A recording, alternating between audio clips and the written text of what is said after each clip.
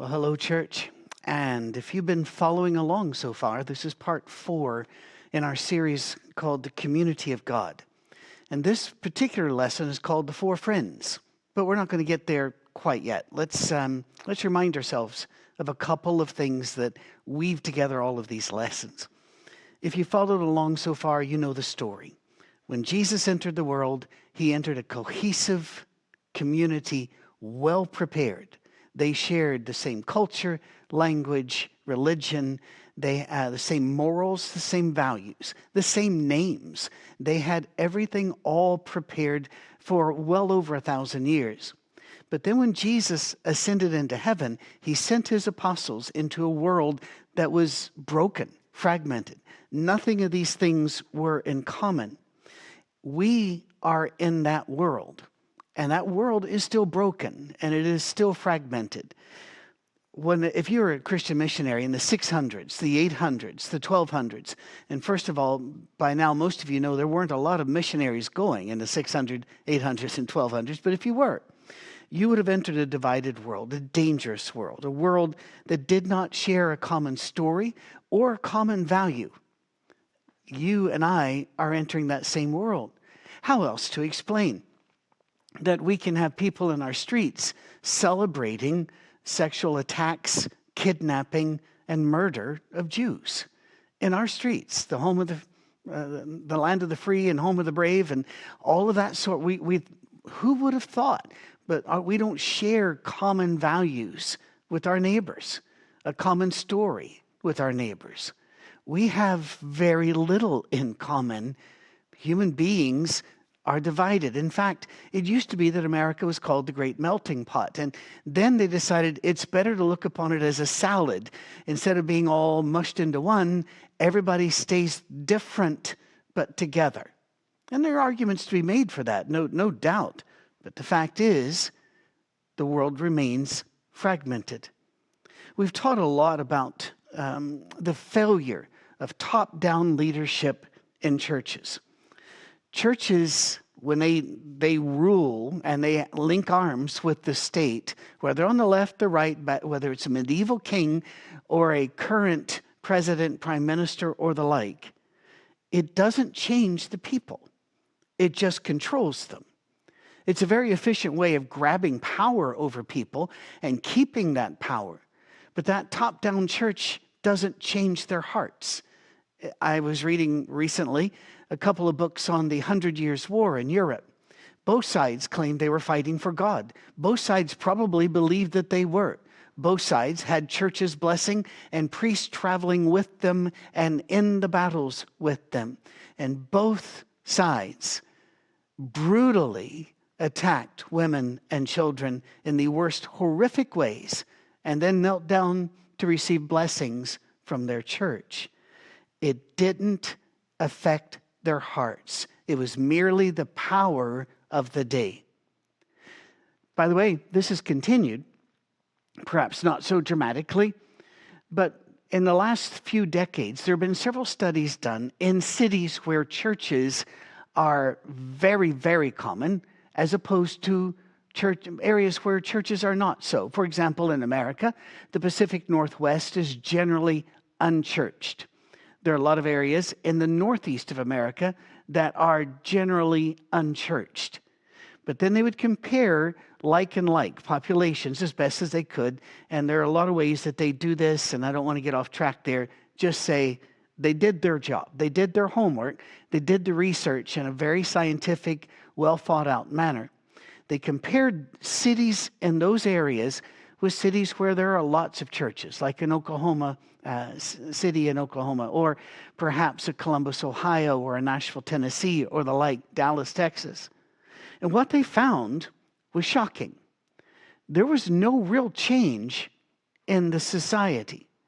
Now, while politics entered in, and they tried to factor that in as well, there was still about the same number of out-of-wedlock pregnancies, alcoholism, addiction, and in fact, some of the petty crimes were about the same. Murders were a bit different in most, but it seemed that having a lot of churches didn't change the heart or the character of a town. Even if there are Christian universities there, and studying the patterns of students in Christian universities, in university and their first 5 years out, found top down doesn't work. Being told, gathered together and being told, these are the rules, this is the way you are to live, didn't change people's hearts and ultimately did not change their behavior. In some churches, they've already done all the studies. A church that I came out of, that I was raised in, found that over 75% of their kids within 2 years of leaving home left that church. And yet nobody yelled crisis because nobody talked about it. There are some outliers here. For example, like Salt Lake City or Provo, or somewhere in Utah, any of those areas where Mormons predominate, Latter-day Saints predominate, there are changes. But that's an outlier. That's not the norm. So we need to talk about, well, then what works? If getting a big church, building brick and mortars around and getting people in, and in fact, in a lot of history, it was required that you be there. If that doesn't change hearts, if that doesn't change minds, and if that does not bring peace and a kindness and a love to society, a mutual respect, what does work? Well, that's what we're going to talk about today. God is doing something new. And it's not going to require some sort of a power, a regional government power to back it up. It's happening already, regardless of who is elected. And I know that's hard for people to hear. But regardless of who is elected, God is still king, and he's going to do his work. It's all about, will we join his work? But we will not be joining his work, linking arms with God, while we are still half wrapped around the power centers of this world. We don't need to have particular people elected. We do not have to have social media trending our way. We don't have to have a redemption of TikTok and Snapchat and all the other. We don't need that to be who we are supposed to be and to do what God requires of us. The only evangelistic model that has worked in the 2,000 years past still works today. But it requires slowly, daily, intentional effort. There were many people who loved, Ashley Brilliant, who put out a bunch of, bon mots, some nice words, put out some nice sayings, and one of them was practice random acts of kindness. I would suggest to you that no, do not do that. Be intentional about your kindness. Think about it. Before you exit your house, develop a plan. Open your eyes. Be ready. Relate to people. This is what works. This is the only model that has worked in 2,000 years. Meeting an unprepared people, a fragmented, a divided people. This is the only one that has worked. Relate to people. Identify with them. Get to know them. Get to know their fears, their dreams, their hurts, their scars, their blessings, their joys. Engage them in friendship for friendship's sake, not for evangelism. You see, here's the key. I was raised to enter into friendships with the goal of conversion, to enter into any relationship, even any discussion, with the long-term goal of conversion. That is not what Jesus did. Did you ever notice that? He went around healing people. He fed people. But unlike soup kitchens run by churches, by the way, I'm glad they run them. Hungry people need fed. But is there an alternative motive where, all right, you can't eat unless you first listen to the sermon, sing a couple songs? Jesus didn't do that. He took care of people because they were important to God. That was it. He did not enter these relationships with some sort of conversion as the goal. That's what we keep missing, I think. Minister to these people. In the truest sense of the word, you and I need to minister to the people into which we come into contact. We need to see their needs. And if we can take care of their needs, we'll do that. We may end up saying like Peter, silver and gold have we none, but what we have I'll give to you. Countless stories in my life, my family's life, and in the life of people that we have befriended and that know or who have befriended us, talk about just simple things. One time at a church up north that I served for 9 years, we asked people, we picked an odd number. We asked people to bless somebody that week with $17.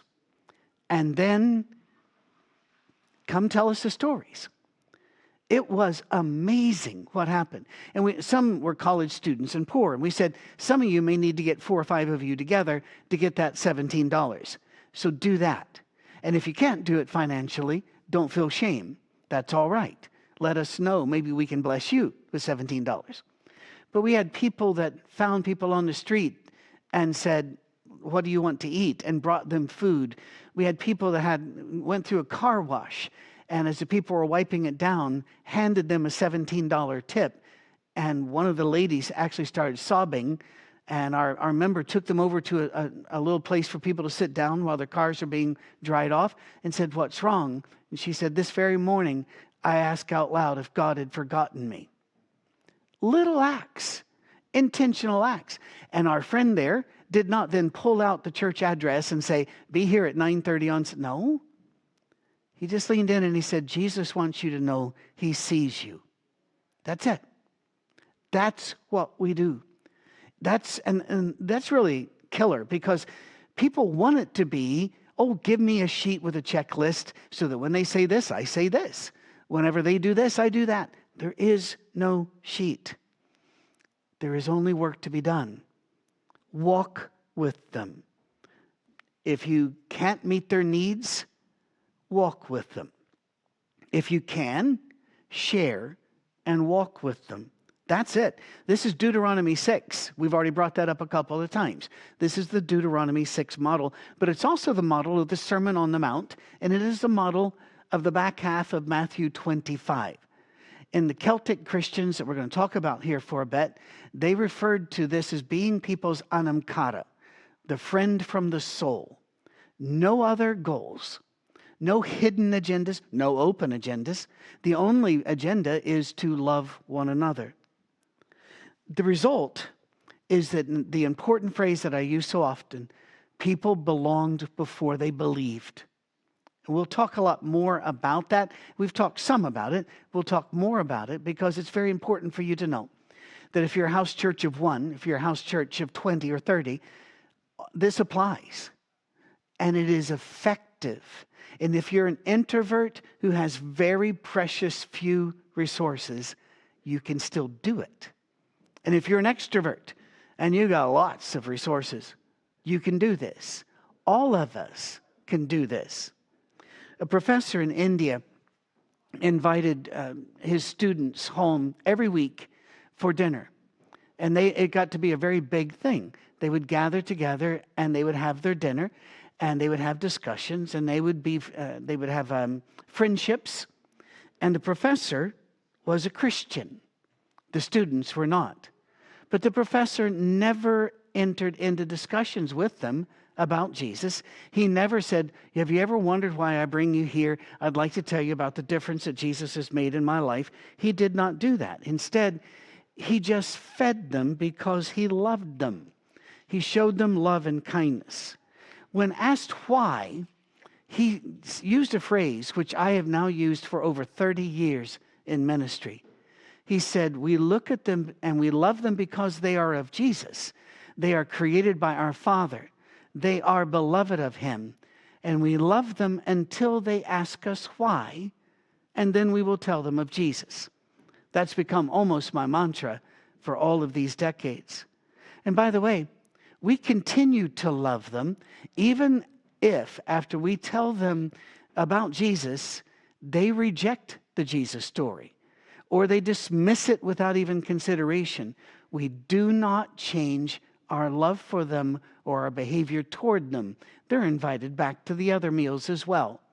Even if they never want to hear the name, they are loved by somebody who belongs to him. We don't diminish our love or care for them, not in the slightest. Trust God. Trust the process. I've told the story before of a man we baptized who was in his middle 70s, who had been a rabble-rouser, violent man, a union organizer during the Marxist days of unions in Scotland by the River Clyde. Knee-breaker type people these were. His wife was a Christian, and he always thought that was the most stupid thing he'd ever heard of. But his wife had died. His wife had died about 12 years before. And it was a chance encounter in the little village of Barrhead, Scotland, in the southwest, that made him just call me one night. And he said, "Who are you? And what is this?" And he was angry. And I said, "Well, I'll come talk to you." Somebody put a leaflet through his door about meetings that we were having. So we sat and talked. And the first thing I expected to get cursed out. What are you doing putting, when I say put it through the door, that's how you get your mail, your post in Britain. There's a little slot. You don't have boxes. They put it that way. So I expected to get yelled at. "What are you doing? You're wasting my time, you stupid." Instead, he leaned forward. He looked me in the eye. And let me tell you something. That guy knew how to stare at someone. And he said, "Where have you been?" I said, "Excuse me?" He says, "I've been looking for somebody to ask some questions of." And I'm in my 70-something. If there is a God, I kept wondering why didn't he send somebody to answer the questions. And I said, "I don't know why, but I'm sitting here now." We later baptized him, and he did quite well. He did great. I love Bill Paul, and I miss him to this day. People are attracted to genuine love in action. St. Patrick called this giving them the authentic sign. By that time, in the late 400s, there was already this movement about how to do the sign of the cross if you're the priest, how to do the sign of the cross if you're a congregate, whether you're supposed to move this way or move this way, in what order. I mean, it was a big deal, but that was not in Ireland. That was down in Rome, a church that had failed to do evangelism for literally century after century after century. St. Patrick said, there is a more authentic sign to give, that the authentic sign is love. The mark of the Christian is not making the sign of the cross, but living out the teaching of Jesus in love. As Aidan wrote about Columba, another saint around the same time, quote, "The best recommendation of his teaching to all was that he taught them no other way of life than that which he practiced among his fellows." I want to read that again, although it's in the notes. The best recommendation of his teaching to all was that he taught them no other way of life than that which he practiced among his fellows. People were taught to bring with them whatever gifts they had, whatever talents you got. Just put that into service for the community. There are now advanced degree programs, masters and doctorates in Celtic Christianity, because only the Celts were able to spread Christianity for nearly a millennium. That's a bit of an exaggeration, but it gets into it gives you the picture. Because they did not do the top-down thing, saying, here's the church, here are the rules. You've got to subject yourself to all of these things before we consider you a member. Instead, they walked into communities, set up shop, and lived and worked among the people, worshiping wherever the worship time happened to be. Not necessarily in a building or out. It was just, this is the way we live our lives. Put it to work, whatever you've got. And that worked. It turned the lights on in what used to be called the Dark Ages of history in Europe. There were names given to people who were part of this movement. The names were not given by the top. They didn't say, you are a priest of, you are a minister of, you are a... No, instead, these are the names that the people gave them. And I'm going to translate them out of the Gaelic or the Irish. They're two different forms of that language. Or the Latin, because Latin was also used in some of these writings. I'm only going to bring up 4, which I consider the 4 major ones, and show you maybe you can do this on your own or with whatever group you've got there. In fact, I know you can, because it does work. It truly does. Remember, it works not because you've started with one and now you got 100. It works because God told you to do it and you did. Whether you get results or not, it works because you went to work and you loved one another in a variety of ways. One is called the light bringer. This is a person that brings information, helpful information. For example, we have Christians in the medical field today who are providing on-site medical care. We have engineers in Christianity who take their vacation and go to nations where clean water is very difficult to find, and they figure out a way to get the water there. I'll never forget one particular instance in Guyana in South America, where there's so much aluminum and so much other pollutants were poured into the water sources that the lake was not safe anymore. And the people were really struggling and have been told time and time again, you're going to have to move your village. There's no way to get water to you. Where engineers went down from a particular church in Ohio, looked at it and figured out a way to run pipe under the lake to another water source and pump it in. And that was their vacation. What did they do? They brought light. They brought health. They brought life into the community. There are others, some taught about sanitation, often using the book of Leviticus, saying we need to dig the latrines this way, and here's why. We can't be washing our clothes in the same water in which we go to the bathroom. And they showed them in Leviticus how to replan things and clean things up, and all of a sudden the kids lived. And being 35 wasn't being old. They showed them how to eat. They showed them how to plant their crops. We support, if you're part of our Safe Harbor, you support with your donations works such as One Generation Away, Grace Works, but also Flint Global, which goes and teaches people how to get more production out of their land, how to get better at their business so that they can bless others and feed themselves. These are light bringers.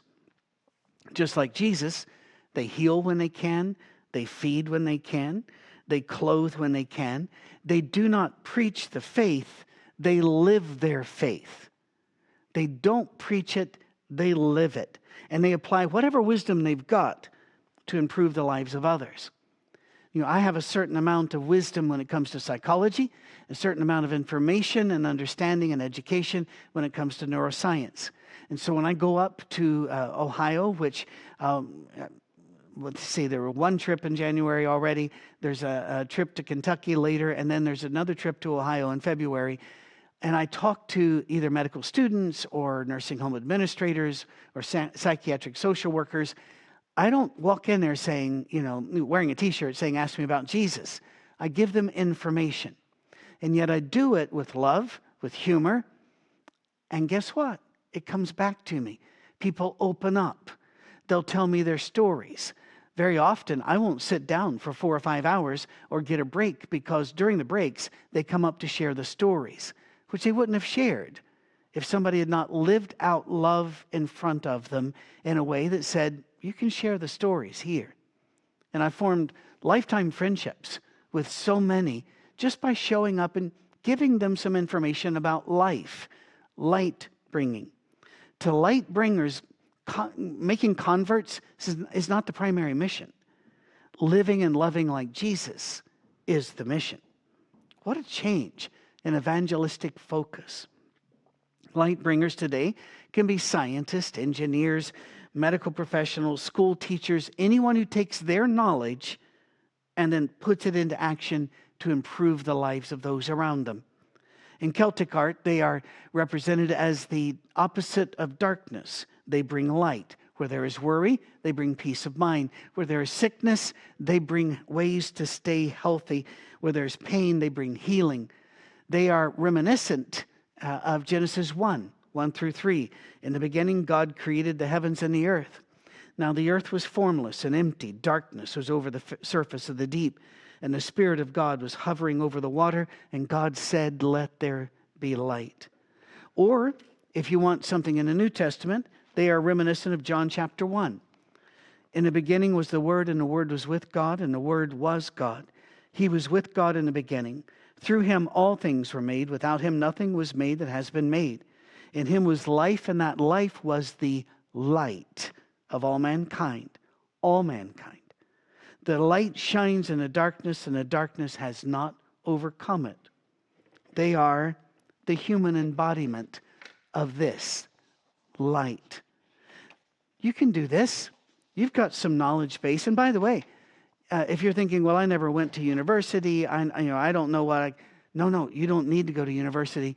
Some of the wisest men, in fact, one of the wisest counselors I ever knew only had a high school education and barely got that. But he had developed common sense, grace, and wisdom through the years, and he helped me through some pretty tough times. It has long been the fashion in academia to bring scorn upon light bringers when they enter a village because, you've taken away all of their traditions, all of their traditional way of living in harmony with nature. Except that they didn't live in harmony with nature. They died. And they died young, scarred, and old because they didn't have health. They didn't have help with how do we deliver babies safely so mama nor baby are infected? How do we get clean water? And yet academia looks and says, what we have lost. You know who doesn't say that? The people whose babies live now. They're happy. Another group, and again, translating from the Gaelic, you'd call it crossbringer. A crossbringer is called that because, quote, they bring their death with them. These are the brave. These are the ones who risk themselves on behalf of others. Here are soldiers, judges, law enforcement personnel, firemen. Here are the everyday people who put themselves in harm's way if that's what it takes to tell the story of Jesus in action and words. These people, you will never see a crossbringer use their phone to record somebody being attacked. You'll never see them holding up a phone and laughing, recording an argument and a fist fight in a fast food place. These are the ones who get between the attacker and the victim, even if they know that may cause their death, because they're not afraid of death. They brought their death with them. They bear the cross. They've been represented by many things in history. Think of the freedom riders in the civil rights era who knew that the last bus that went there was attacked, it was burned, and people were killed because they just wanted to bring equal rights to the races. And yet, they got on the next bus and went down anyway. Think of those who reach out to end slavery in our nation, the United States, or whatever nation you're in. In the United States, there is sexual slavery, but by far the biggest slavery is commercial, where immigrants are forced to work in horrendous conditions to turn out cheap products and told that they have to work to pay off their debts from coming here and their debts of being housed and fed. It's slavery. They'll never get free. Police have long been searching and working, but it is not the police that finds most of these originally. It is the neighbors who see something wrong and who develop a friendship with people and find out what their circumstances are, and who then goes to the police and joins, who goes to testify. He's not afraid to be involved. These are the ones who hunt for kidnapped children in Nigeria, where Christians are being slaughtered in their hundreds right now, but the media doesn't think it's important enough for you to know. Where children are being kidnapped in their hundreds right now from Christian homes to be raised by terrorists or to be misused by terrorists until they are used up and dead. But our media doesn't talk about that. We know some about the hostages in Gaza, but the media doesn't like to talk about that either. But we got people who are crossbringers who will go in to find them at the cost of their own life if necessary. And they can, yes, often be seen wearing yellow uniforms or sometimes even carrying a firearm, but they are also found in those who write letters to government officials, asking them to defend the lives of the unborn, or using their accountancy skills to help people in poverty or to protect those who are being hunted or oppressed by predatory lenders and institutions. They are the people who step between the person and the world that wants to discard the person. Think of our work with the Louisiana State Penitentiary brothers, Life Row and Death Row. And think of the work of Tammy and Ramona and how many years they put in this. There's no reason for them to spend their years doing this except for Jesus. And yet they don't go in slapping the Bible and yelling sermons. They go in serving quietly, teaching art, helping, writing letters. And because of them, I don't know how many people, but a lot of people are free. Some of them are free of prison. A lot are free in Jesus. They are called cross-bringers. They're not afraid of losing it all for Jesus. You could go to Revelation 12:11 for this, but I think my favorite passage on this is Hebrews 11. It's rather in your face and powerful. Some faced jeers and flogging, and even chains and imprisonment. They were put to death by stoning. They were sawn in two. They were killed by the sword. They went about in sheepskins and goatskins, destitute, persecuted, mistreated. The world was not worthy of them. They wandered in deserts and mountains, living in caves and holes in the ground. And these were all commended for their faith, yet none of them received what had been promised, since God planned something better for us, so that only together with us would they be made perfect. As the writer goes on to say, they did not love their lives so much as to shrink from death. Well, a couple more real quick. Friendship weavers. These are amazing to me. Absolutely amazing. Only Christ can heal the divisions between us. We know that. But some in St. Patrick's team were known for never bringing judgment on others or cultures unless that was actively harming an individual. Instead, they entered into the culture and they healed it by bringing Jesus into it.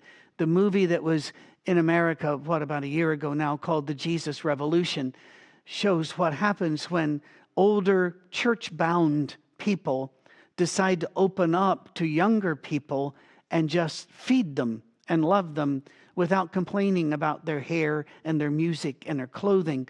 And a revolution took place that is still affecting many hundreds of thousands in the world.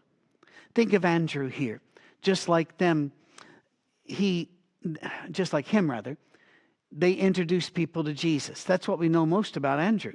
They introduce them to others as well. They connect. They form relationships with people or help these people form relationships with each other.